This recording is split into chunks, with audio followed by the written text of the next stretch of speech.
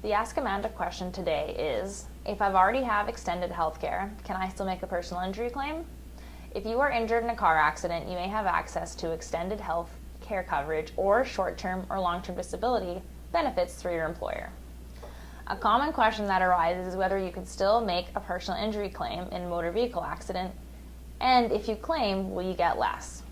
The answer is yes, you can still claim, and if you are fortunate to have access to non-ICBC disability benefits, it is considered advantageous.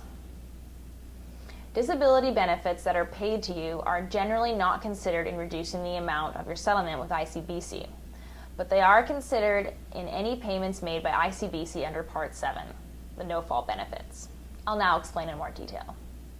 If you are injured in a car accident and you receive extended medical coverage through your employer's health care provider like Pacific Blue Cross, ICBC will expect you to use this coverage first before they pay any benefits under Part 7. In this way, your health care plan can provide you with upfront coverage of any expenses you might incur. There are 3 general situations where ICBC has no right to deduct the amount of money paid by your extended health care plan from your settlement. And these situations are where you have paid for all or part of the premiums for your health care plan, where the plan is part of your negotiated employment package, or in a situation where the extended health care provider is looking to be repaid for expenses through subrogation. And what we mean by subrogation is when an extended health care provider pursues their right to be repaid against you for what they paid. Generally, in these 3 situations, ICBC is not allowed to deduct any money paid by the extended health care providers from your settlement. Although many extended health care providers are looking to be reimbursed for any money that they pay out on a claim, if they do not pursue repayment, you may be entitled to double recovery, once from ICBC and once from your provider.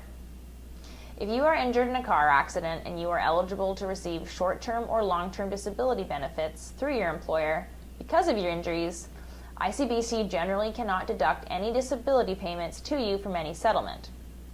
Essentially, if you lost $15,000 in wages while not working and your short-term disability provider paid you $5,000, ICBC will still be required to pay you $15,000.